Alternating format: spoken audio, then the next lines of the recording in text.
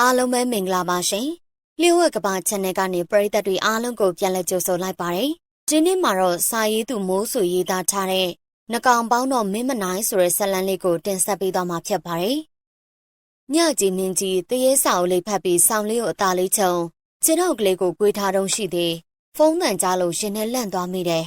။ဟယ်လိုမမလားဒီမှာဖေဖေတောင်းချက်နေလို့အမြန်လာခဲ့ကြပါ။တစ်ဖက်ကလေတန်နဲ့ဖုန်းနှစ်ပတ်ရတော့ကိုရဲ့ရောင်းမဆိုအောင်တေချာလေးတိထားတယ်။ဒါပေမဲ့အခုသူဖုန်းပြောနေတဲ့အတန်ကတော်တော်ကြောက်ပြီးအတန်တွေတောင်တုန်နေတယ်လေ။အနောက်ဘက်မှာလည်းသူ့ဘက်ကနေစူညံတန်တွေဝုန်းတိုင်းကျဲတန်တွေကြားနေရတယ်။အဖေတောင်းချနေတယ်ဆိုတော့ပိုစိတ်ပူသွားမိတာအမှန်ပဲ။သူ့အဖေဆိုတာလေကိုရောက်ကတိဆိုတော့ကိုရဲ့အဖေပဲလေ။ရောက်ကတိတောင်းချနေတယ်ဆိုတော့နည်းနည်းအံ့ဩသွားမိတယ်။ကိုရောက်ကတိနာမည်ဦးမျိုးစင်ရောက်ကတိကအရက်ကိုကြိုက်လို့ကိုတောက်နေတဲ့သူဆိုပေမဲ့အရှင်ကလေးကအနေအေးတော့သူ့ဘာသာသူအေးအေးဆေးဆေးနေနေတတ်တယ်။မူးနေအောင်ဘသူ့ကိုမှရှစ်တာမမြင်ဘူးလေ။ကိုတွေနဲ့ရောက်ကတိတို့နဲ့ကလည်းနှစ်တော်တော်လေးကြာအတူတူနေခဲ့ဘူးတယ်ဆိုတော့ပိုသိနေတယ်။အခုဖုန်းထဲမှာကြားရတာတမျိုးဖြစ်နေရနဲ့ပြန်မေးကြည့်မိလိုက်တယ်။ညီမလေးဖေကအရက်တောက်ပြီးတောင်းကျမ်းနေရလား။မမသိတလောက်အဖေကမရှစ်တတ်ပါဘူး။ပြဿနာလည်းဖြစ်တဲ့သူမှမဟုတ်တာ။မဟုတ်ဘူး။ညီမလေးလည်းသိတယ်။အဲ့ဒါကြောင့်ကြောက်လို့မမစီကိုဖုန်းဆက်လိုက်တာ။အကိုကြီးကိုခေါ်ပြီးမမတို့အခုလာခဲ့ကြပါနော်ညီမလေးကြောက်တယ်အိမ်မှာမမေရောအကိုလက်တို့ရောဘာလို့မှမသိဖြစ်ပြီးကြောက်လဲကြောက်စိတ်လဲညစ်နေကြရတယ်ရောင်းမလေးနဲ့ဖုန်းပြောပြီးချက်မှာပဲမေသေးမြိုင်တယောက်ပြီးနားမှာအိမ်မောကျနေတဲ့ယောက်ျားဖြစ်သူကိုအတင်းနှိုးလိုက်ပြီးတော့အကျိုးကြောင့်ပြောပြလိုက်တယ်ယောက်ျားဖြစ်သူလည်းသူ့အဖေဆိုတော့ဇောကတ်သွားပြီးအိမ်နေရာကချက်ချင်းမျက်စိကျလာရင်ပြင်ဆင်ပြီးကားပေါ်ပြေးဝင်သွားလိုက်တယ်မေသေးမြိုင်လည်းယောက်ျားဖြစ်သူကျော်စောနောက်ကအတင်းပြေးလိုက်ရင်ကားကောင်းခန်းမှာနေရာယူထားလိုက်တယ်။သူတို့နှစ်ယောက်စီးလာတဲ့ကားလေးကတော့ညနက်ကြီးရဲ့ရင်ခွင်အိုကြီးထဲမှာမျက်စိတငယ်နားတငယ်နဲ့စံတဝါဝါရှောက်ပြေးနေရှာတဲ့တတဝါလေးတစ်ကောင်လိုကားရှည်မီးအလင်းလေးအားပြုပြီးရန်ကုန်ကနေစလုံမြို့ကိုအားချဲမောင်းနေလို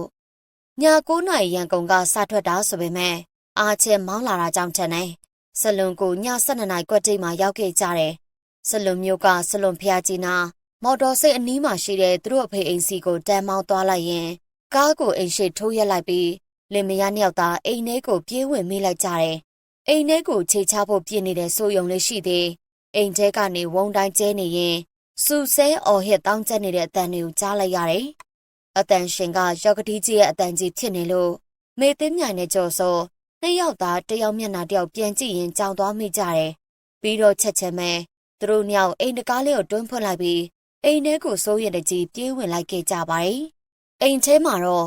့အိမ်ရှိလာလိုက်အိမ်နောက်ဖေးသွားလိုက်နဲ့တအိမ်လုံးမှာခုံပေါက်ပြီးဒေါသတကြီးနဲ့တောင်းကျပ်နေတဲ့ရောက်ကတိကိုမြင်လိုက်ရတယ်။မြင်ဖိုးနေကြပုံစံမျိုးမဟုတ်ပဲတခြားတယောက်လိုဖြစ်နေတဲ့ရောက်ကတိကိုကြည့်ပြီးမေသိမြိုင်နဲ့ကြော်စောတို့လင်မယားနှစ်ယောက်လုံးသွေးပြတ်သွားမိကြတာအမှန်ပဲ။ကိုကြီးနဲ့မမလာပြီလားယင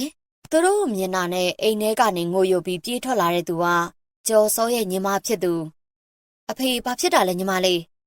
မလေးတို့လည်းမသိဘူးညနေဆောင်လောက်မှစဖြစ်တာညီမလေးတို့ထင်အဖေတရေများပူးနေလားမသိဘူးဟမ်ဘာတရေဟုတ်လားသူတို့စကားပြောနေတော့မှပဲအိမ်ထဲမှာတောင်းကျနေတဲ့ဦးမျိုးစင်ကပို့ဆိုးလာပြီးအဲခဲမှာရှိတဲ့ဖျားစင်ကိုရိုက်ချိုးနေပြီးတော့ဖျားပန်းအိုးတွေကိုပါပောက်ခွဲနေပါလေရောအောက်ကျသွားတဲ့ဖျားပန်းတွေကိုလည်းခြေထောက်နဲ့ကန်နေပြန်တယ်ဒီပြုတ်မှုတွေမြင်ပြီးအိမ်သားတွေရောမေသိမြိုင်နဲ့ကြော်စောတို့လင်မယားရောမျက်လုံးပြူသွားပြီးအားကိုးရမဲ့တလို့ခံစားမိလိုက်ကြရတယ်။တရေပူးနေတာတေချာရဲဆိုရင်တော်ယုံတရေတော့မဟုတ်မှန်းဖျားစင်ကိုဖြိုလိုက်တာမြင်တဲ့ကရိတ်စားမိလိုက်တယ်။တစ်ဆက်တည်းမှာပဲဦးမျိုးစင်ကအိမ်သားတွေကိုလည်းရန်လှုပ်ပါလေရော။သူကိုယ်တိုင်လည်းကောင်းတွေကိုပန်းအိုးတွေနဲ့ရိုက်ခွဲပြနေတယ်။ကြော်စောတယောက်ဆုံးဖြတ်ချက်တစ်ခုကိုတည်တည်ချာချာချလိုက်ပြီးသူ့ဆုံးဖြတ်ချက်တိုင်းအနီးနားမှာရှိတဲ့ဖုံးတော်ကြီးကျောင်းတစ်ကျောင်းစီကိုအပြေးသွားလိုက်ရင်ဆရာတော်ကိုအကျိုးကြောင့်ရှောက်တင်လိုက်တယ်။ညချိန်ကြီးဖြစ်နေတော့ဆရာတော်ကသူ့ရဲ့တပည့်တန်ကားတော်တစ်ပါးကိုအကူအညီပေးလိုက်ပါဆိုပြီးထည့်ပေးလိုက်တယ်။ကျော်စောလည်းဦးစင်းကိုပင့်လာပြီးအိမ်ကိုခေါ်လာခဲ့တယ်။အိမ်ထဲကိုဦးစင်းစဝင်လိုက်ပြီးဆိုတာနဲ့ဦးမျိုးစင်ကပိုဆိုးလာပြီးဦးစင်းကိုရန်လိုတဲ့အပြုမူတွေပြုရင်ပတ်ဆက်တဲ့သွားတွေကိုအဆွဲပြတယ်လို့မျိုးတရိษံတကောင်လိုပြူးပြဖြဲပြရင်ခြောက်နေပြန်တယ်။လက်ထဲကပစ္စည်းတွေနဲ့လည်းလူမထိအောင်ပြက်ပေါက်ပါလေရောဦးစင်လေးကငဲသေးတာလည်းတကြောင်ဘ ိုဘက်က6လန့်တောင်ကြောက်သွားတာလည်းပါမယ်အဲ့ရာတွေကြောင့်တခါတည်းဘာမှတော့မလုပ်နိုင်တော့ပဲဖုန်ကြီးเจ้าစီကိုပြန်ပြေးသွားပါလေရောဖုန်ကြီးတောင်ထွက်ပြေးသွားတော့ကြော်စောတို့တွေပူကြောက်သွားပြီးဘာလို့ရမယ်ဆိုတာတော့မသိတော့ဘူးဖြစ်သွားတယ်ညာကနှက်တစ်ထက်နှက်လို့အမောင်တို့အားပေးနေတဲ့တိမ်ညိုမဲကြီးတွေကဒီအဖြစ်ပြက်ကိုဝမ်းသာအားရထောက်ခံနေကြပုံပဲဦးစင်းထွက်ပြေးသွားပြီးတော့မကြခင်မှာပဲလူတယောက်ကြော်စောတို့စီကိုအားချင်းပြေးလာတာကိုမြင်လိုက်ရတယ်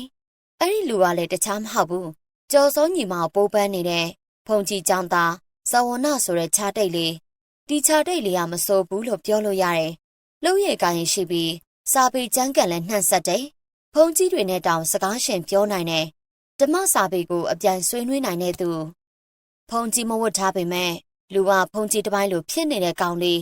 မွေးတွေကမိပါမယ်မို့ဖုန်ကြီးเจ้าမှာကြီးပြင်းလာရလို့စိတ်အားငယ်တက်တာလေးရလွှဲရင်သူ့မှာပြစ်ချက်ကိုမရှိရဲ့ကောင်လေးတော်လေးဟာအကူအမမဒီမှာပြဿနာတက်နေတယ်ဆို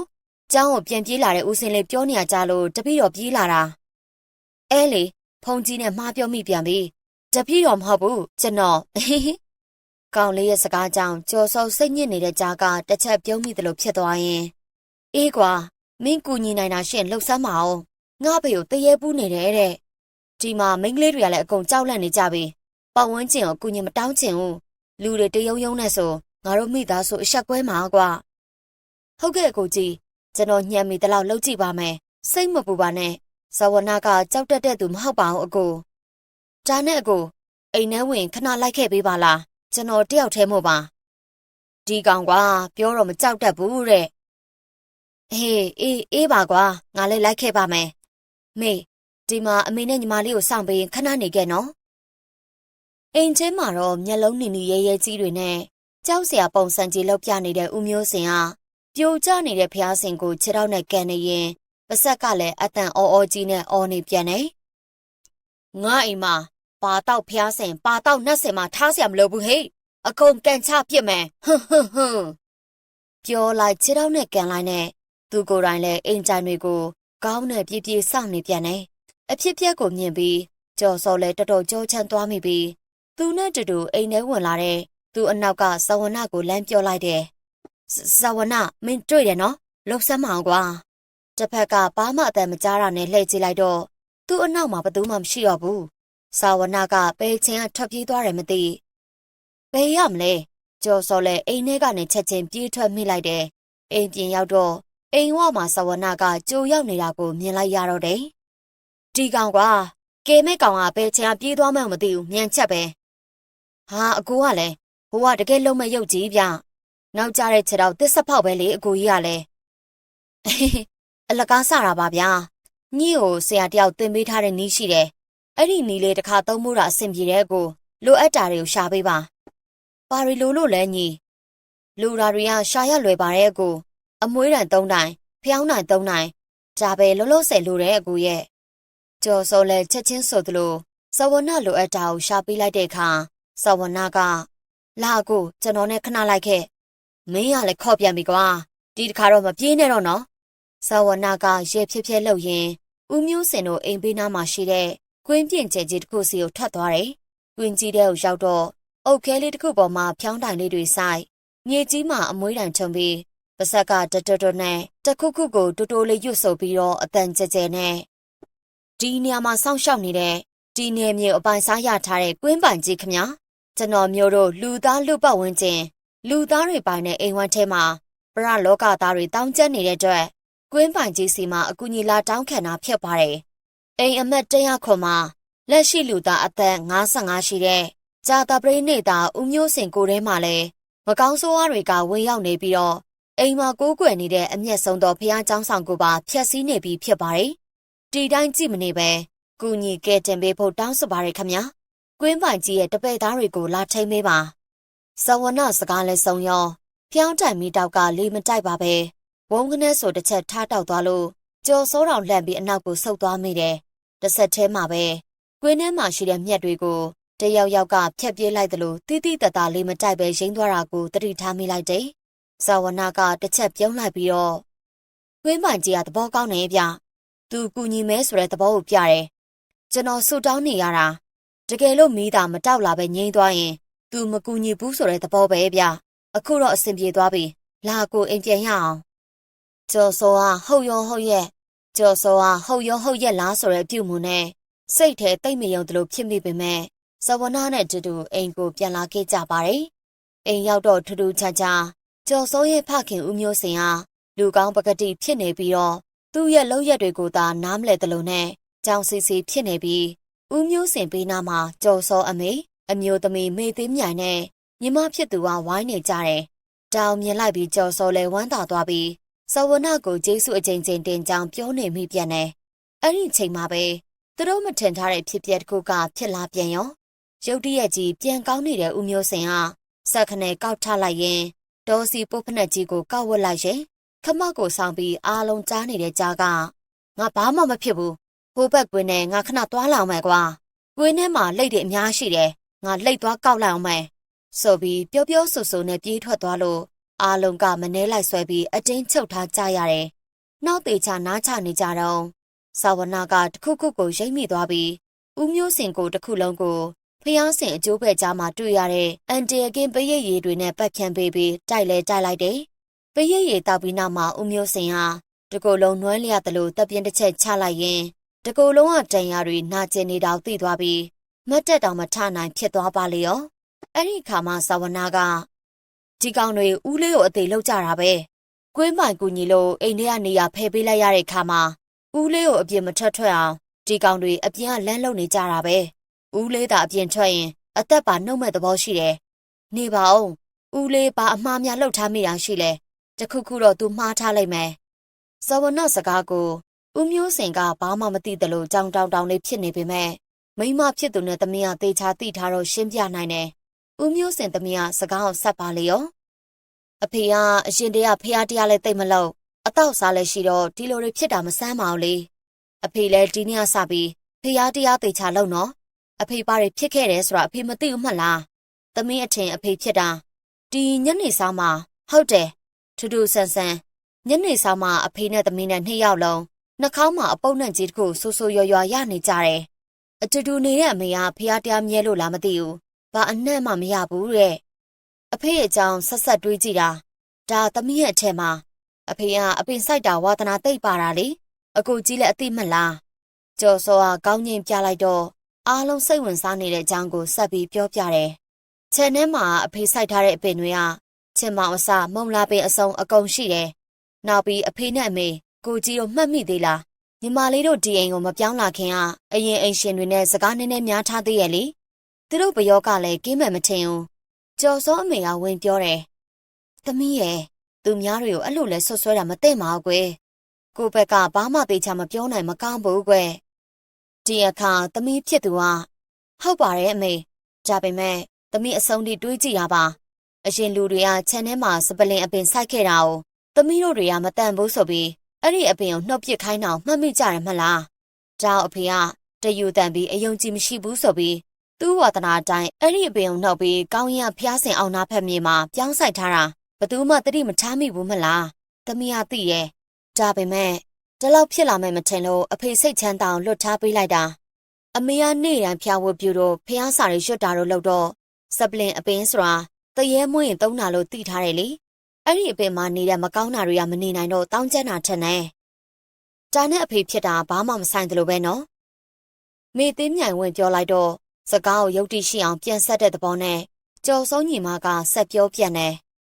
ဟုတ်တယ်မမဆက်ပြီးနားထောင်အိမ်မှာမွေးထားတဲ့ပုံနီလေးကဒီလိုတွေမဖြစ်သေးခင်ညနေဆောင်မှာအိမ်ပြင်ထွက်ပြီးလမ်းနားမှာစော့နေတဲ့မမ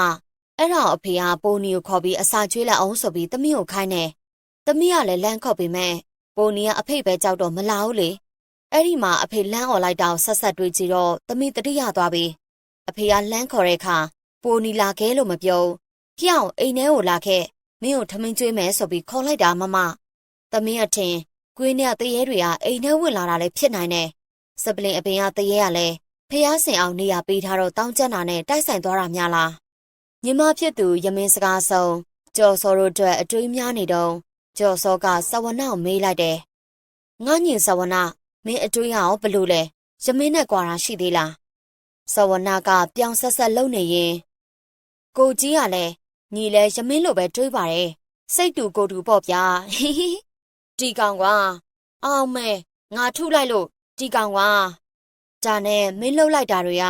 ငါတို့ယတနာသုံးပါးမကိုးကွယ်ပဲနှက်ကိုးကွယ်တယ်လို့ဖြစ်သွားတာများလားမဟုတ်ဘူးအကူရကျွန်တော်ကွင်းပိုင်ပင်တော့လက်အုပ်ချီတာကိုမြင်လို့လားဒါအိမ်နီးချင်းကိုသားသမီးကိုလာထိန်အောင်လို့တွားတိုင်တဲ့သဘောပဲအကူရ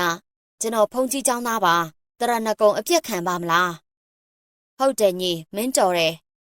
ဦးမျိုးစင်ကောင်းမှာတော့ဘူးတီလုံးကြီးတွေအကြီးကြီးထနေတာကိုလူတိုင်းတွေးလိုက်ကြရပါတယ်သူ့ဘာသာတိုင်တွေနဲ့ပြစ်ဆောင်ထားတာလည်းဖြစ်နိုင်တယ်လို့ဘသူတွေများဝိုင်းထုထောင်းထားတယ်လဲဆိုတာတော့မတွေးနိုင်တော့တဲ့အထိပါပဲ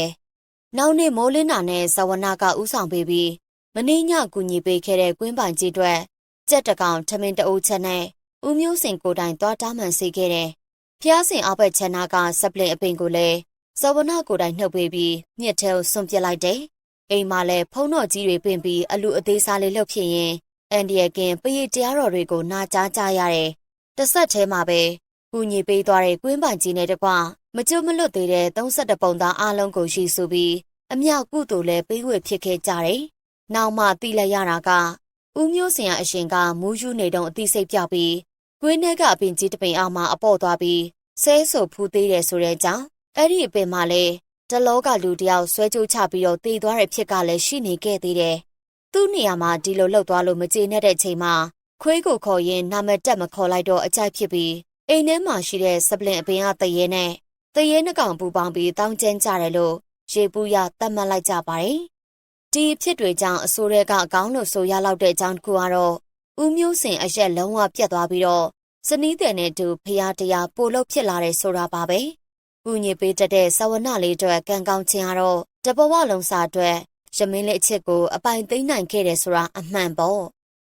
ဟုတ်ကဲ့ပါရှင်ဇလန်လေးကတော့ဒီမှာပဲပြီးဆုံးသွားပါတယ်အခုလိုစိတ်ဝင်စားဖွယ်ရာပရလောကဇလန်တွေကိုကြည့်ရှုချင်နေဆိုရင်တော့ကျမတို့ channel ကို like and subscribe လုပ်ခဲ့ဖို့မမေ့ပါနဲ့ရှင်